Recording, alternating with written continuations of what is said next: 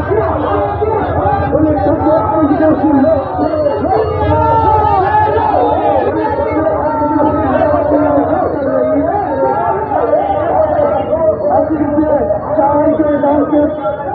हमारी मिशन चल रही है, चलेगी। 1000 रुपया पेट्रोल दाम के विरुद्ध में हमारी ये मिशन चल रही है, चलेगी।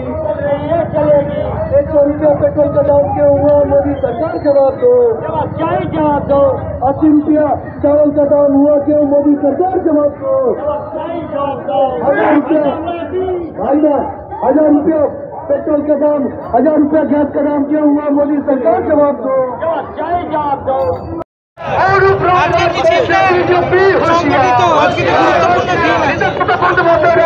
এই আওয়াজে, মিছিলের স্লোগানের আওয়াজে কি শোনা যাবে?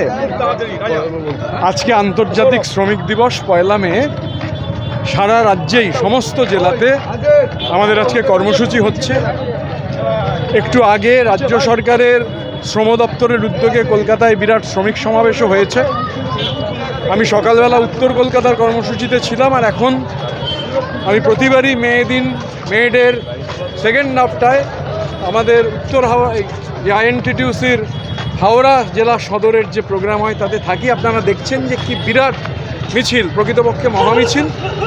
এবারের মেয়েদিন গুরুত্বপূর্ণ, তার কারণ হচ্ছে মেয়েদিন পালিত হয় 8 ঘন্টা কাজের যে আন্তর্জাতিক স্বীকৃতি, তার উদযাপনে। বিজেপির সরকার ক্ষমতার জোরে 2020 সালে আমাদের দেশের 29টা শ্রম আইন বাতিল করে 4টে শ্রম কোড তৈরি করেছিল। মমতা বন্দ্যোপাধ্যায় তখনই বলে দিয়েছিলেন যে শ্রম কোড আমরা মানব না, কারণ শ্রম কোডের মূল কথা হচ্ছে 8 ঘন্টা কাজের বদলে প্রয়োজনে 12 ঘন্টা কাজ করতে হবে, ওভারটাইম পাওয়া যাবে না।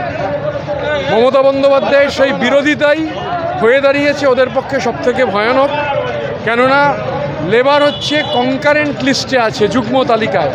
সমস্ত রাজ্য সরকার সহমত না হলে এই লেবার কোড চালু করা যাবে না। মমতা বন্দ্যোপাধ্যায় তিনি রুখে দাঁড়িয়েছেন, এটা এক। এবং আজকে আমরা মনে করি যে মে দিন পালন করবার অধিকার শুধু তৃণমূলের বা আইএনটিটিউসিরই আছে, কেননা এটা ঘটনা। আমি সিপিআইএমের নেতাদের থেকে জিজ্ঞাসা করব যে এই যে শ্রম কোড, কেরালার সরকার শ্রম কোডের রুল ফ্রেম করতে রাজি হয়েছেন, সিপিএম ক্ষমতায় আছে। শুধুমাত্র পশ্চিমবঙ্গ এবং তামিলনাড়ুর বিরোধিতায় শ্রম কোড রোল করছে না, এটা তো এক। আর 2 হচ্ছে যে বিপুল পরিমাণে অসংগঠিত শ্রমিক, আমাদের দেশে সংগঠিত শ্রমিক কমে যাচ্ছেন, অসংগঠিত শ্রমিক বাড়ছেন। অসংগঠিত শ্রমিকের কোনো স্ট্যাটুটারি বেনিফিট থাকে না, প্রভিডেন্ট ফান্ড নেই, গ্র্যাচুইটি নেই, ইএসআই যদিও সবার নয়, একটা স্ল্যাব অবধি ইএসআই নেই। যিনি ঠেলা চালান, রিক্সা চালান, ভ্যান চালান, অটো চালান, টোটো চালান, রাজমিস্ত্রির কাজ করেন, জোগাড়ের কাজ করেন, মাছ ধরেন, তাঁত বোনেন, বিড়ি বাঁধেন, এদের কোনো রিটায়ারমেন্ট নেই, পিএফ নেই। মমতা বন্দ্যোপাধ্যায় আছেন, উনি একটা স্কিম আমাদের রাজ্যে করেছেন, একটা বৈপ্লবিক স্কিম, বিএমএসএসওয়াই, বিনামূল্যে সামাজিক সুরক্ষা যোজনা। শুধু নাম লেখানো থাকতে হবে, নাম লেখানো থাকলে আপনার 60 বছর বয়স হলে আপনার অ্যাকাউন্টে সর্বোচ্চ 2,72,000 টাকা পৌঁছবে। এই মিছিল আমরা আজকে করছি মে দিনে। এখনও অবধি আমাদের রাজ্যে 1,78,00,000 শ্রমজীবী মানুষ এই স্কিমে নাম লিখিয়েছেন, 35 লক্ষ টাকা পেয়ে গিয়েছেন। 2700 কোটি টাকা মমতা বন্দ্যোপাধ্যায় এই স্কিমে অসংগঠিত শ্রমিকদের জন্য খরচ করেছেন। এগুলো এই ক্যাম্পেইন ভ্যালু, সামনে ভোট, সামনের বছর মমতা বন্দ্যোপাধ্যায়ের নেতৃত্বে, অভিষেক বন্দ্যোপাধ্যায়ের সেনাপতিত্বে এই লড়াই। আর আজকে এখানে মিছিলে আপনারা দেখছেন আমাদের উত্তর হাওড়ার জনপ্রিয় বিধায়ক গৌতম চৌধুরী আছেন, অরবিন্দ দাস সহ আমাদের অন্যান্য নেতৃত্বরা আছেন। এবং যে বিপুল পরিমাণে শ্রমিক, আজকে ছুটির দিন 1 মে, আমি অরবিন্দ সহ গোটা হাওড়া জেলা সদরের আমাদের টিমকে ধন্যবাদ, অভিনন্দন জানাবো এই রকম একটা মহামিছিল সংগঠিত করবার জন্য।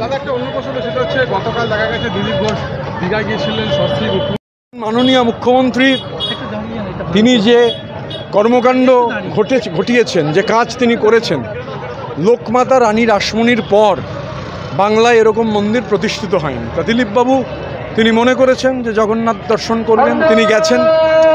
মাননীয় মুখ্যমন্ত্রী সহ হিটকো তাকে আমন্ত্রণ জানিয়েছিল, গতকাল সবাই দেখেছেন যে তিনি সেখানে গেছেন, মাননীয় মুখ্যমন্ত্রীর সাথে তিনি কথা বলেছেন, তিনি জগন্নাথ দর্শনে গেছেন এবং তিনি বলেছেন যে স্বয়ং জগন্নাথ দেবী দিদিকে দিয়ে এই কাজ করিয়ে নিয়েছেন।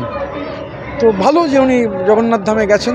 এবার সেটা নিয়ে তার পার্টি সেখানে কি কথা হচ্ছে, আমি তো বিজেপি করি না, স্বাভাবিকভাবে বিজেপির কোনো কথার দায় বা দায়িত্ব আমার গ্রহণ করা সম্ভব নয়।